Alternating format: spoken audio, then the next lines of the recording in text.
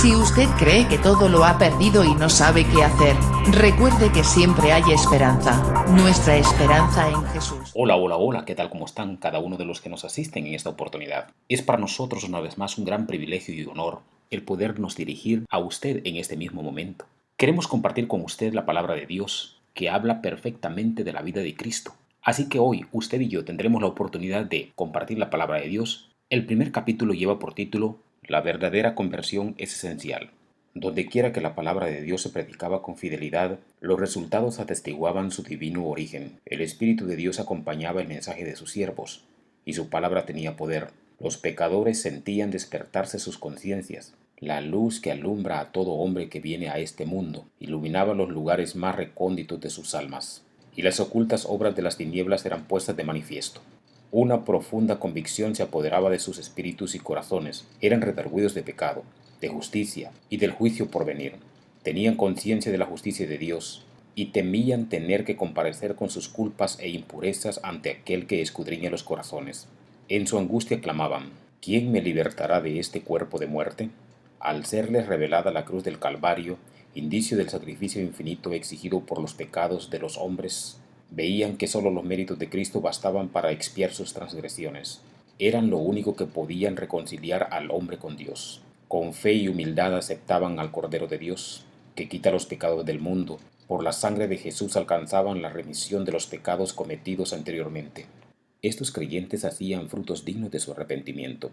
Creían y eran bautizados y se levantaban para andar en novedad de vida, como nuevas criaturas en Cristo Jesús, no para vivir conforme a sus antiguas concupiscencias, sino por la fe en el Hijo de Dios, para seguir sus pisadas, para reflejar su carácter y para purificarse a sí mismos, así como Él es puro.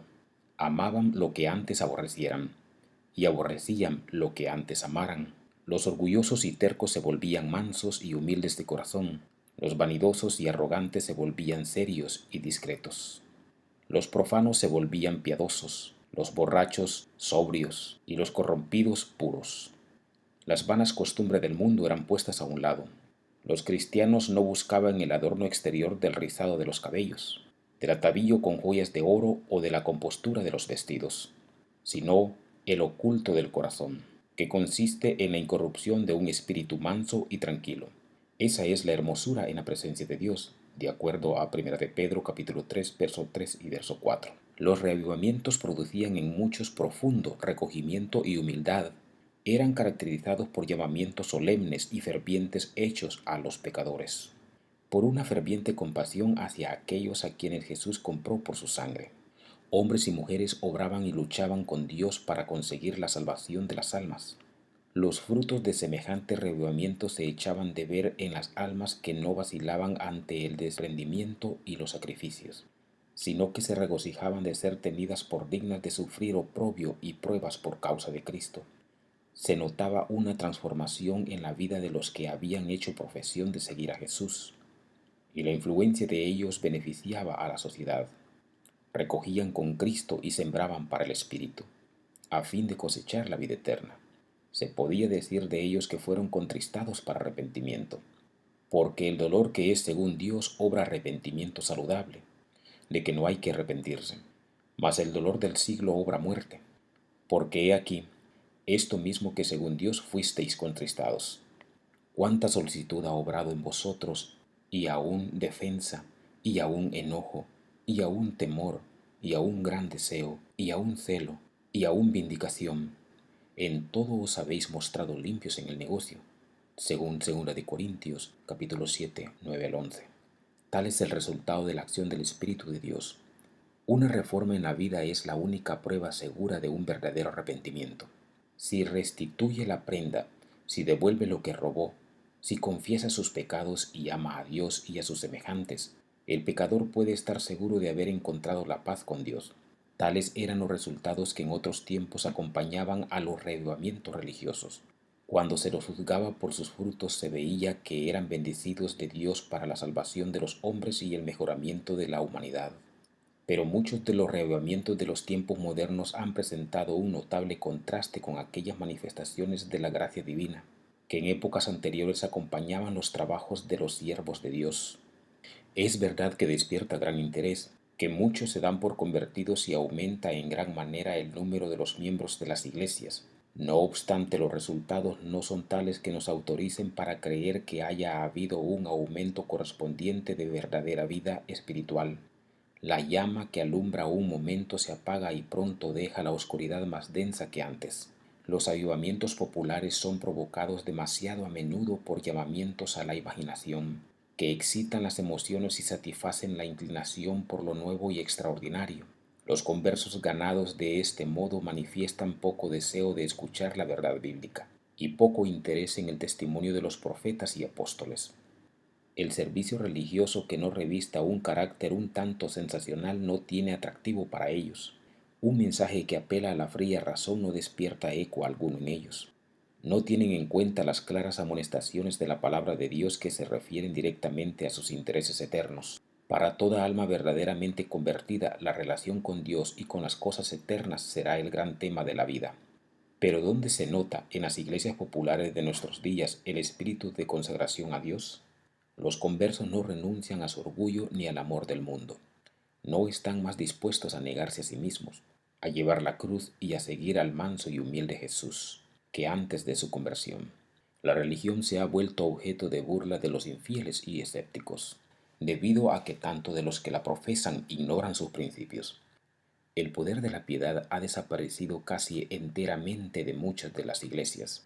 Las comidas campestres, las representaciones teatrales en las iglesias, los bazares, las casas elegantes y la ostentación personal han alejado de Dios los pensamientos de la gente.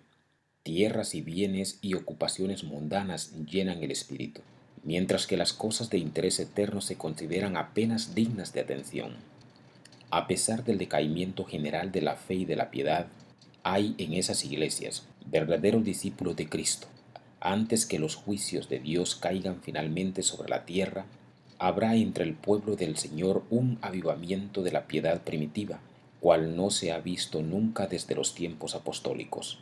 El Espíritu y el poder de Dios serán derramados sobre sus hijos. Entonces muchos se separarán de esas iglesias en las cuales el amor de este mundo ha suplantado al amor de Dios y el de su palabra. Muchos, tanto ministros como laicos, aceptarán gustosamente esas grandes verdades que Dios ha hecho proclamar en este tiempo a fin de preparar a un pueblo para la segunda venida del Señor. El enemigo de las almas desea impedir esta obra, y antes que llegue el tiempo para que se produzca tal movimiento, tratará de evitarlo introduciendo una falsa imitación. Hará aparecer como que la bendición especial de Dios es derramada sobre las iglesias que pueda colocar bajo su poder seductor. Allí se manifestará lo que se considera como un gran interés por lo religioso. Multitudes se alegrarán de que Dios esté obrando maravillosamente en su favor, cuando, en realidad, la obra provendrá de otro espíritu. Bajo un disfraz religioso, Satanás tratará de extender su influencia sobre el mundo cristiano.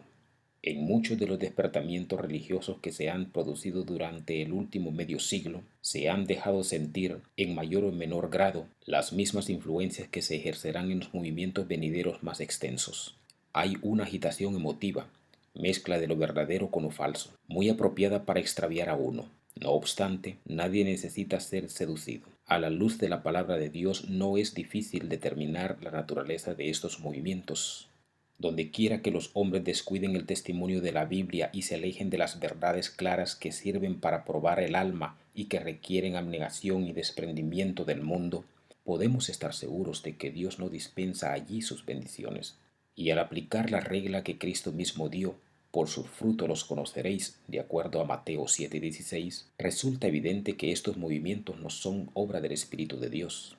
En las verdades de su palabra, Dios ha dado a los hombres una revelación de sí mismo, y a todos los que las aceptan les sirven de escudo contra los engaños de Satanás.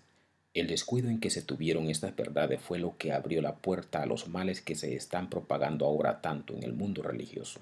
Se ha perdido de vista en sumo grado la naturaleza e importancia de la ley de Dios. Un concepto falso del carácter perpetuo y obligatorio de la ley divina ha hecho incurrir en errores respecto a la conversión y santificación, y como resultado se ha rebajado el nivel de la piedad en la Iglesia. En esto reside el secreto de la ausencia del Espíritu y el poder de Dios en los despertamientos religiosos de nuestros tiempos. Hay en las diversas denominaciones hombres eminentes por su piedad, que reconocen y deploran este hecho. El profesor Eduardo A. Park, al exponer los peligros religiosos corrientes, dice acertadamente: una de las fuentes de peligro es el hecho de que los predicadores insisten muy poco en la ley divina. En otro tiempo el púlpito era eco de la voz de la conciencia. Nuestros más ilustres predicadores daban a sus discursos una amplitud majestuosa siguiendo el ejemplo del Maestro y recalcando la ley, sus preceptos y sus enseñanzas. Repetían las dos grandes máximas de que la ley es fiel trasunto de las perfecciones divinas y de que un hombre que no tiene amor a la ley no lo tiene tampoco al Evangelio, pues la ley, tanto como el Evangelio, es un espejo que refleja el verdadero carácter de Dios. Este peligro arrastra a otro, el de desestimar la gravedad del pecado, su extensión y su horror. El grado de culpabilidad que acarrea la desobediencia a un mandamiento es proporcional al grado de justicia de este mandamiento. A los peligros ya enumerados se une al que se corre al no reconocer plenamente la justicia de Dios. La tendencia del púlpito moderno consiste en hacer separación entre la justicia divina y la misericordia divina, en rebajar a la misericordia al nivel de un sentimiento en lugar de elevarla a la altura de un principio. El nuevo prisma teológico separa lo que Dios unió. ¿Es la ley divina un bien o un mal? Es un bien. Luego la justicia es buena, pues es una disposición para cumplir la ley. De la costumbre de tener en poco la ley y la justicia divinas, el alcance y demérito de la desobediencia humana, los hombres contraen fácilmente la costumbre de no apreciar la gracia que proveyó expiación por el pecado. Así pierde el Evangelio su valor e importancia en el concepto de los hombres, que no tardan en dejar a un lado la misma Biblia. Muchos maestros religiosos aseveran que Cristo abolió la ley por su muerte y que desde entonces los hombres se ven libres de sus exigencias.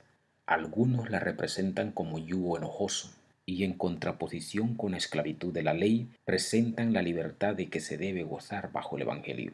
Pero no es así como los profetas y los apóstoles consideraron la santa ley de Dios. David dice: y andaré con libertad, porque he buscado tus preceptos, de acuerdo al libro de Salmos capítulo 119, verso 45. El apóstol Santiago, que escribió después de la muerte de Cristo, habla del decálogo como de la ley real y de la ley perfecta, la ley de libertad, según Santiago capítulo 2, verso 8 y Santiago 1:25.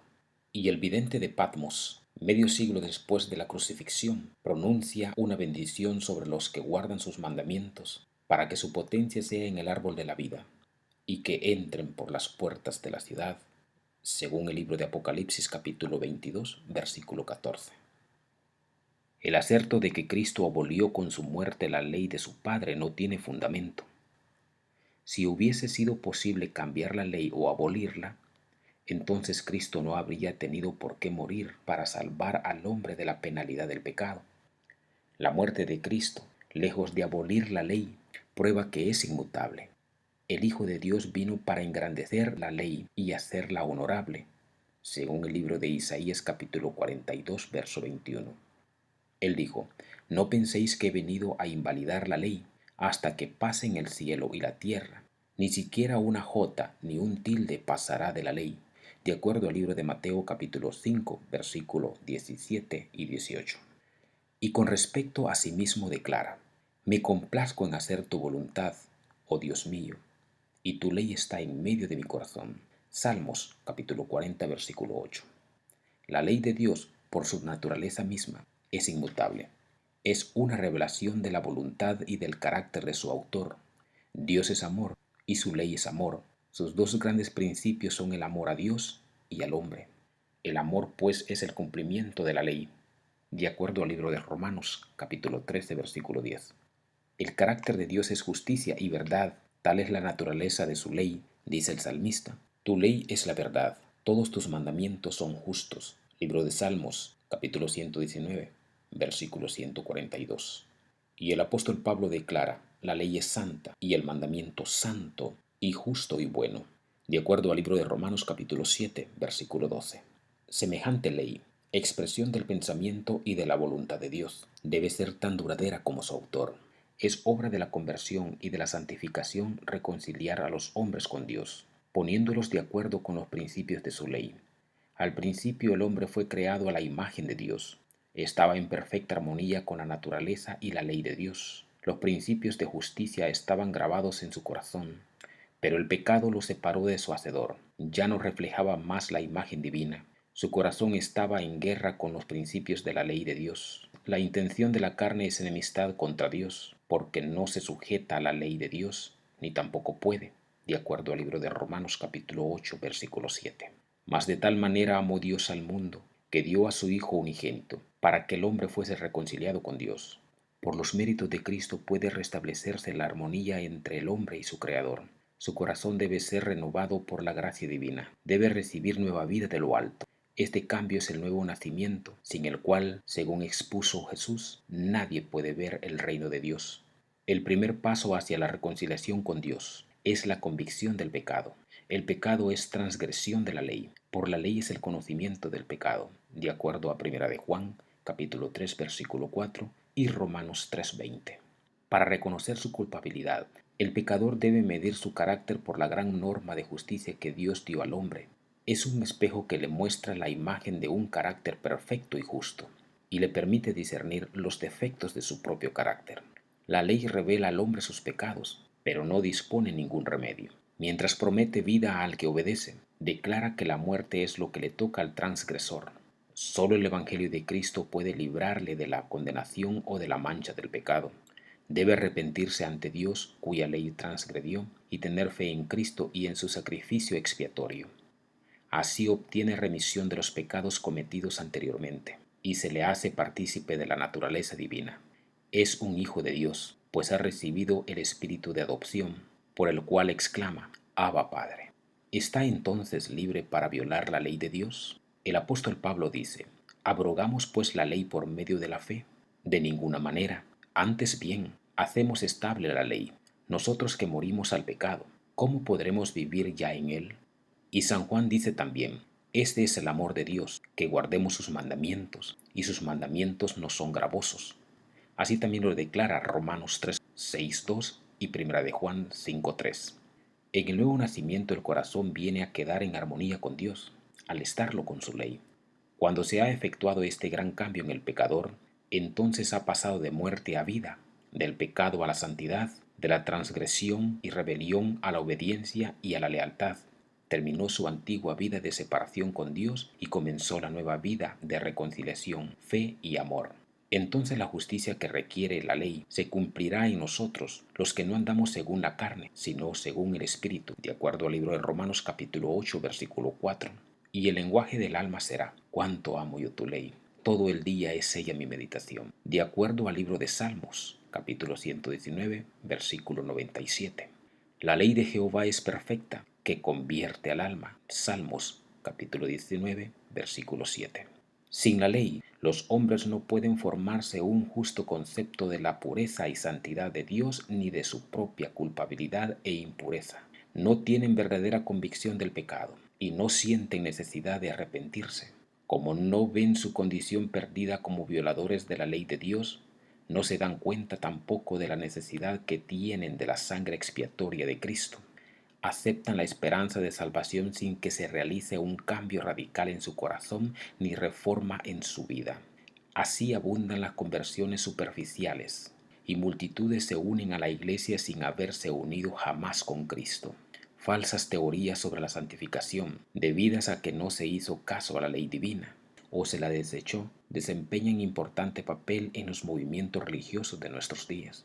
Estas teorías son falsas en cuanto a la doctrina y peligrosas en sus resultados prácticos. Y el hecho de que hayan tan general aceptación hace doblemente necesario que todos tengan una clara comprensión de lo que las Sagradas Escrituras enseñan sobre este punto. La doctrina de la santificación verdadera es bíblica. El apóstol Pablo, en su carta a la iglesia de Tesalónica, declara, esta es la voluntad de Dios, es a saber, vuestra santificación, y ruega así, el mismo Dios de paz os santifique del todo. Primera de Tesalonicenses, capítulo 4, versículo 3, capítulo 5, versículo 23. La Biblia enseña claramente lo que es la santificación y cómo se puede alcanzarla. El Salvador oró por sus discípulos, santifícalos en tu verdad, tu palabra es verdad. San Juan capítulo 17, versos 17 y 19. Y San Pablo enseña que los creyentes deben ser santificados por el Espíritu Santo. de acuerdo al libro de Romanos capítulo 15, versículo 16. ¿Cuál es la obra del Espíritu Santo? Jesús dijo a sus discípulos: Cuando viniere aquel, el Espíritu de verdad, Él os guiará al conocimiento de toda verdad. San Juan 16:13. El salmista dice: Tu ley es la verdad. Por la palabra y el Espíritu de Dios quedan de manifiesto ante los hombres los sagrados principios de la justicia y encerrados en la ley divina. Y ya que la ley de Dios es santa, justa y buena, un trasunto de la perfección divina, resulta que el carácter formado por la obediencia a esta ley será santo. Cristo es ejemplo perfecto de semejante carácter. Él dice: He guardado los mandamientos de mi Padre, hago siempre las cosas que le agradan. San Juan capítulo 15, versículo 10, capítulo 8, versículo 29. Los discípulos de Cristo han de volverse semejantes a Él, es decir, adquirir por la gracia de Dios un carácter conforme a los principios de su santa ley. Esto es lo que la Biblia llama santificación. Esta obra no se puede realizar sino por la fe en Cristo, por el poder del Espíritu de Dios que habite en el corazón. San Pablo amonesta a los creyentes: Ocupaos en vuestra salvación con temor y temblor, porque Dios es el que en vosotros obra así el querer como el hacer por su buena voluntad, de acuerdo al libro de Filipenses capítulo 2, versículo 12 y 13. El cristiano sentirá las tentaciones del pecado, pero luchará continuamente contra él. Aquí es donde se necesita la ayuda de Cristo. La debilidad humana se une con la fuerza divina y la fe exclama: A Dios gracias, que nos da la victoria por el Señor nuestro Jesucristo. Primera de Corintios capítulo 15, versículo 57. Las Sagradas Escrituras enseñan claramente que la obra de santificación es progresiva. Cuando el pecador encuentra en la conversión la paz con Dios por la sangre expiatoria, la vida cristiana no ha hecho más que empezar. Ahora debe llegar al estado de hombre perfecto, crecer a la medida de la estatura de la plenitud de Cristo. El apóstol San Pablo dice: Una cosa hago, olvidando ciertamente lo que queda atrás y extendiéndome a lo que está delante. Prosigo al blanco, al premio de la soberana vocación de Dios en Cristo Jesús, de acuerdo al libro de Filipenses capítulo 3, versículos 13 y 14. Y San Pedro nos presenta los peldaños por los cuales se debe llegar a la santificación que habla la Biblia: poniendo de vuestra parte todo empeño, añadid a vuestra fe el poder, y al poder la ciencia, y a la ciencia la templanza, y a la templanza la paciencia, y a la paciencia la piedad, y a la piedad la fraternidad, y a la fraternidad amor, porque si hacéis estas cosas, no tropezaréis nunca, de acuerdo al libro de Segunda de Pedro, capítulo 1, versículos 5 al 10. Los que experimenten la santificación de que habla la Biblia manifestarán un espíritu de humildad, como Moisés. Contemplaron la terrible majestad de la santidad y se dan cuenta de su propia indignidad en contraste con la pureza y alta perfección del Dios infinito. El profeta Daniel fue ejemplo de verdadera santificación. Llenó su larga vida del noble servicio que rindió a su maestro. Era un hombre muy amado en el cielo, de acuerdo al libro de Daniel capítulo 10, versículo 11. Sin embargo, en lugar de prevalecerse de su pureza y santidad, este profeta tan honrado de Dios se identificó con los mayores pecadores de Israel cuando intercedió cerca de Dios en favor de su pueblo. No derramamos nuestros ruegos ante tu rostro a causa de nuestras justicias, sino a causa de tus grandes compasiones. Hemos pecado, hemos obrado impíamente. Él declara: Yo estaba hablando y orando y confesando mi pecado y el pecado de mi pueblo. Y cuando más tarde el Hijo de Dios apareció para instruirle, Daniel dijo: Mi lozanía se me demudó en palidez de muerte, y no retuve fuerza alguna. De acuerdo a Daniel capítulo 9, versículo 18, 15 y el 20. Y Daniel 10, versículo 8. Cuando Job oyó la voz del Señor de entre el torbellino, exclamó: Me aborrezco y me arrepiento en el polvo y la ceniza. Job 42:6. Cuando Isaías contempló la gloria del Señor y oyó a los querubines que clamaban: Santo, Santo, Santo es Jehová de los ejércitos, dijo abrumado: Ay de mí, pues soy perdido. Isaías capítulo 6, versículo 3 y 5. Después de haber sido arrebatado hasta el tercer cielo y haber oído las cosas que no le es dado al hombre expresar, San Pablo habló de sí mismo como del más pequeño de todos los santos. Segunda de Corintios capítulo 12, versículo 2 al 4, y Efesios capítulo 3, versículo 8. Y el amado Juan, el que había descansado en el pecho de Jesús y contemplado su gloria, fue el que cayó como muerto a los pies del ángel, de acuerdo a Apocalipsis capítulo 1, versículo 17. No puede haber glorificación de sí mismo, ni arrogantes pretensiones de estar libre de pecado por parte de aquellos que andan a la sombra de la cruz del Calvario. Harta cuenta se dan de que fueron sus pecados los que causaron la agonía del Hijo de Dios y destrozaron su corazón. Y este pensamiento les inspira profunda humildad. Los que viven más cerca de Jesús son también los que mejor ven la fragilidad y culpabilidad de la humanidad, y su sola esperanza se cifra en los méritos de su Salvador crucificado y resucitado. La santificación, tal cual la entiende ahora el mundo religioso en general, lleva en sí misma un germen de orgullo espiritual y de menosprecio de la ley de Dios que nos la presenta como del todo ajena a la religión de la Biblia. Sus defensores enseñan que la santificación es una obra instantánea, por la cual, mediante la fe solamente, alcanzan perfecta santidad. Tan solo creed, dicen, y la bendición es vuestra.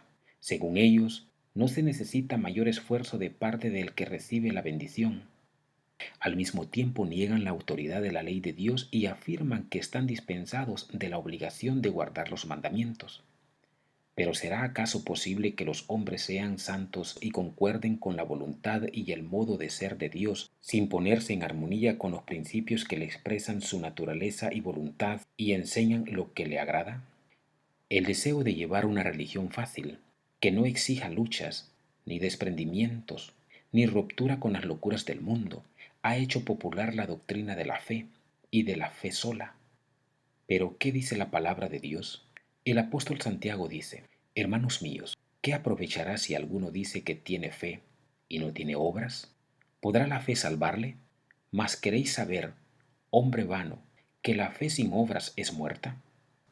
¿No fue justificado por las obras Abraham nuestro padre cuando ofreció a su hijo Isaac sobre el altar? ¿No ves que la fe obró con sus obras y que la fe fue perfecta por las obras? Veis, pues, que el hombre es justificado por las obras y no solamente por la fe, de acuerdo al libro de Santiago, capítulo 2, versículo 14 al 24. El testimonio de la palabra de Dios se opone a esta doctrina seductora de la fe sin obras. No es fe pretender el favor del cielo sin cumplir las condiciones necesarias para que la gracia sea concedida. Es presunción, pues la fe verdadera se funda en las promesas y disposiciones de las Sagradas Escrituras. Nadie se engaña a sí mismo creyendo que puede volverse santo mientras viole premeditadamente uno de los preceptos divinos. Un pecado cometido deliberadamente acalla la voz atestiguadora del Espíritu y separa al alma de Dios. El pecado es transgresión de la ley, y todo aquel que peca transgrede la ley. No le ha visto ni le ha conocido. Según 1 de Juan capítulo 3, 6. Aunque San Juan habla mucho del amor en sus epístolas, no vacila en poner en manifiesto el verdadero carácter de esa clase de personas que pretenden ser santificadas y seguir transgrediendo la ley de Dios. El que dice yo le conozco y no guarda sus mandamientos es mentiroso y no hay verdad en él. Mas el que guarda su palabra, verdaderamente en éste se ha perfeccionado el amor de Dios. Según 1 de Juan capítulo 2, versos 4 y 5. Esta es la piedra de toque de toda profesión de fe. No podemos reconocer como santo a ningún hombre sin haberle comparado primero con la sola regla de santidad que Dios haya dado en el cielo y en la tierra. Si los hombres no sienten el peso de la ley moral, si empequeñecen y tienen en poco los preceptos de Dios, si violan el menor de estos mandamientos y así enseñan a los hombres, no serán estimados ante el cielo, y podemos estar seguros de que sus pretensiones no tienen fundamento alguno.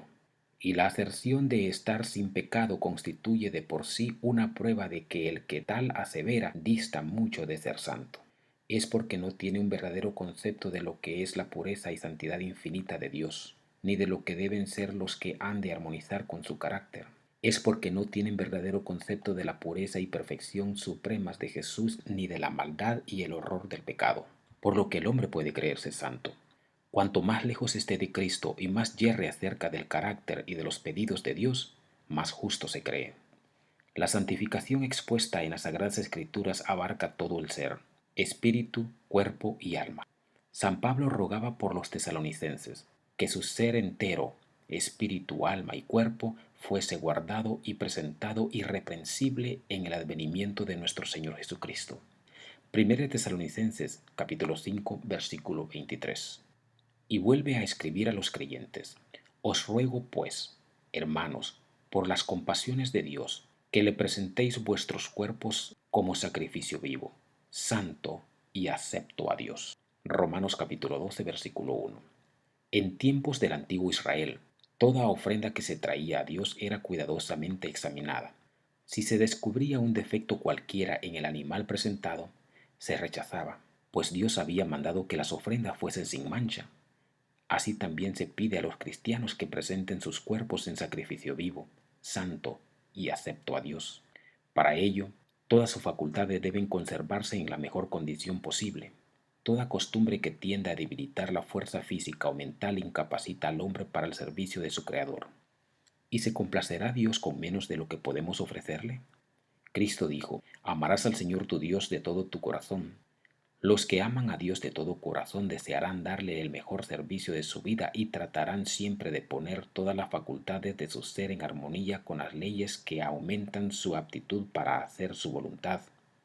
No debilitarán ni mancharán la ofrenda que presentan a su Padre Celestial abandonándose a sus apetitos o pasiones. San Pedro dice: Os ruego que os abstengáis de las concupiscencias carnales, las cuales guerrean contra el alma. 1 de Pedro capítulo 2 versículo 11. Toda concesión hecha al pecado tiende a entorpecer las facultades y a destruir el poder de la percepción mental y espiritual, de modo que la palabra o el Espíritu de Dios ya no puedan impresionar sino débilmente el corazón. San Pablo escribe a los Corintios: Limpiémonos de toda inmundicia de carne y de espíritu, perfeccionando la santificación en el temor de Dios.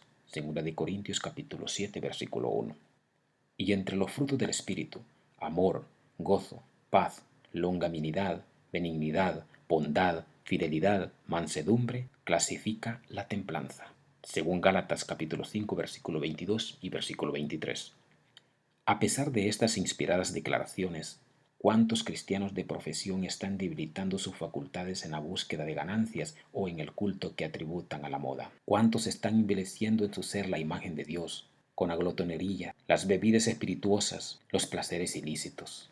Y la Iglesia, en lugar de reprimir el mal, demasiado a menudo lo fomenta, apelando a los apetitos, al amor del lucro y de los placeres para llenar su tesoro, que el amor a Cristo es demasiado débil para colmar.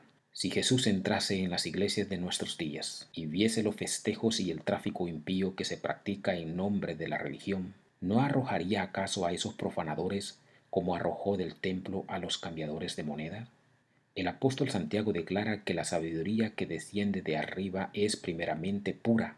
Si se hubiese encontrado con aquellos que pronuncian el precioso nombre de Jesús con labios manchados por el tabaco, con aquellos cuyo aliento y personas están contaminados por sus fétidos olores, y que infestan el aire del cielo y obligan a todos los que le rodean a aspirar el veneno, si el apóstol hubiese entrado en contacto con un hábito tan opuesto a la pureza del Evangelio, ¿no lo habría acaso estigmatizado como terreno animal diabólico?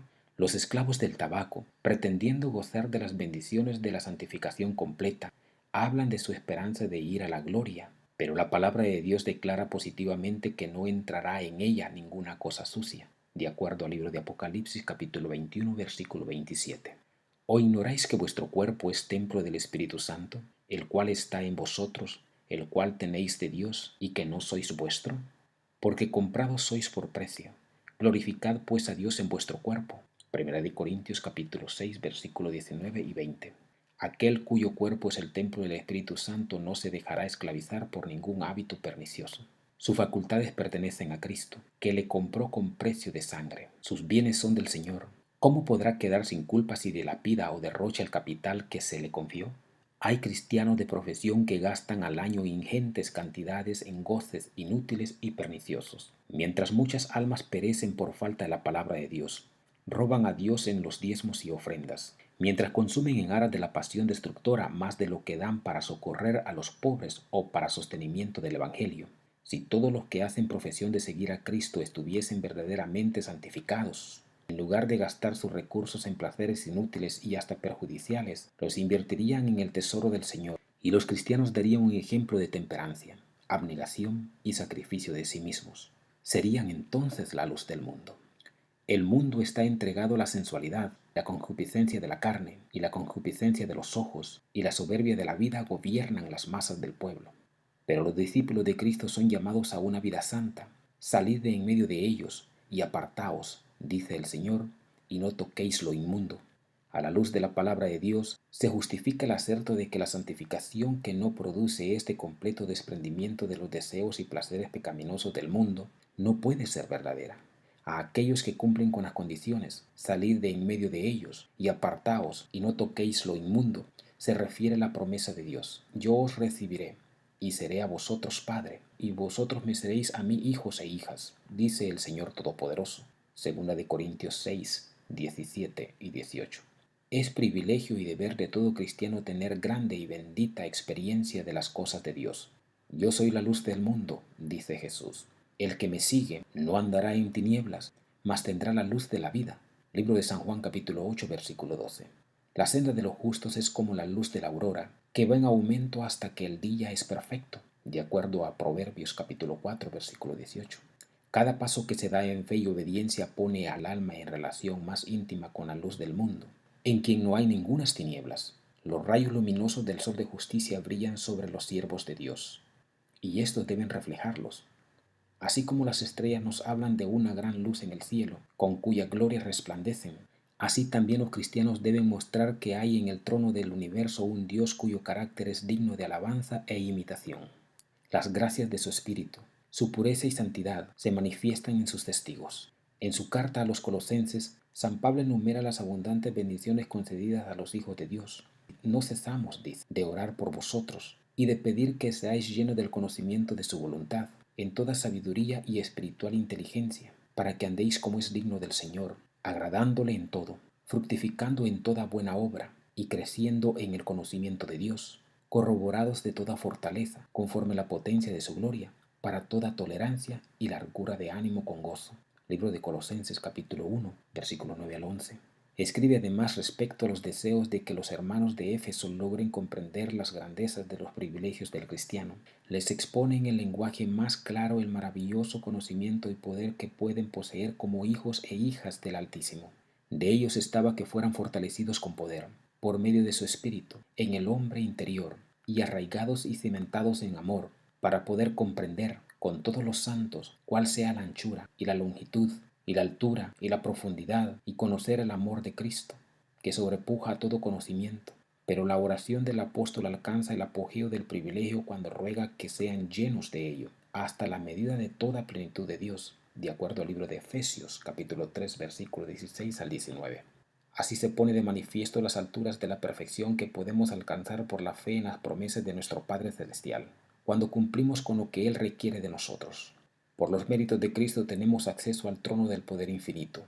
El que aún a su propio Hijo no perdonó, antes le entregó por todos nosotros, ¿cómo no nos dará también con Él todas las cosas? De acuerdo al libro de Romanos capítulo 8, versículo 32. El Padre dio a su Hijo su Espíritu sin medida, y nosotros podemos participar también de su plenitud. Jesús dice, si pues vosotros, siendo malos, sabéis dar buenas dávidas a vuestros hijos, ¿cuánto más vuestro Padre Celestial dará el Espíritu Santo a los que lo pidieren de Él? De acuerdo al libro de Lucas capítulo 11, versículo 13.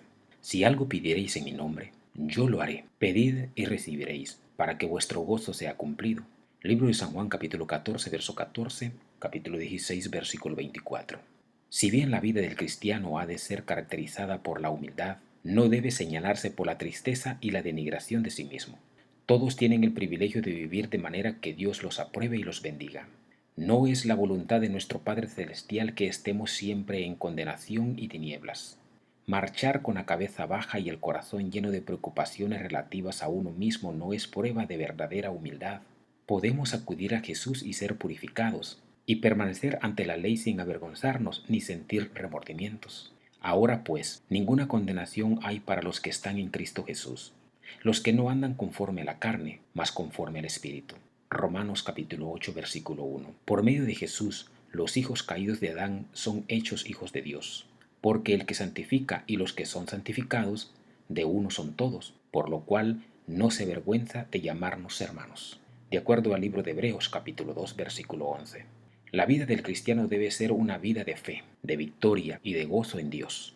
Todo aquel que es engendrado de Dios vence al mundo, y esta es la victoria que vence al mundo, a saber, nuestra fe, de acuerdo al libro de Primera de Juan capítulo 5 versículo 4.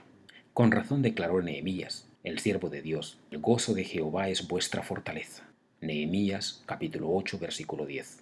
Y San Pablo dijo: gozaos en el Señor siempre. Otra vez os digo, que os gocéis. Estad siempre gozosos. Orad sin cesar.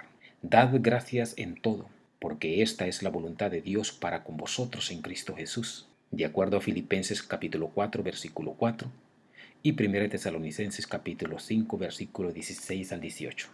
Tales son los frutos de la conversión y de la santificación según la Biblia. Y es porque el mundo cristiano mira con tanta indiferencia los grandes principios de justicia expuestos en la palabra de Dios, por lo que se ven tan raramente estos frutos. Esta es la razón por la que se ven tan poco de esta obra profunda y duradera del Espíritu de Dios que caracterizaba los reavivamientos en tiempos pasados. Por medio de la contemplación nos transformamos, pero como esos sagrados preceptos en los cuales Dios reveló a los hombres su perfección y santidad son tenidos en poco y el espíritu del pueblo se deja atraer por las enseñanzas y las teorías humanas, nada tiene de extraño que en consecuencia se vea un enfriamiento de la piedad viva en la Iglesia. El Señor dice: dejáronme a mí fuente de agua viva, por cavar para sí cisternas rotas que no retienen agua, de acuerdo al libro de Jeremías capítulo 2 versículo 13. Bienaventurado el varón que no anduvo en consejo de malos, antes en la ley de Jehová está su delicia, y en su ley medita de día y de noche. Y será como el árbol plantado junto a arroyos de aguas, que da su fruto a su tiempo, y su hoja no cae, y todo lo que hace prospera. Así lo expresa el libro de Salmos capítulo 1, versículo 1 al 3. Solo en la medida que la ley de Dios sea repuesta en el lugar que le corresponde habrá un avivamiento de la piedad y una fe primitiva entre los que profesan ser su pueblo. Así dijo Jehová: paraos en los caminos y mirad y preguntad por las sendas antiguas, cuál sea el buen camino, y andad por él, y hallaréis descanso para vuestra alma. Jeremías capítulo 6, versículo 16. Amén. Muchas gracias por habernos asistido. No se pierdan nuestro próximo capítulo por este mismo medio y este mismo canal.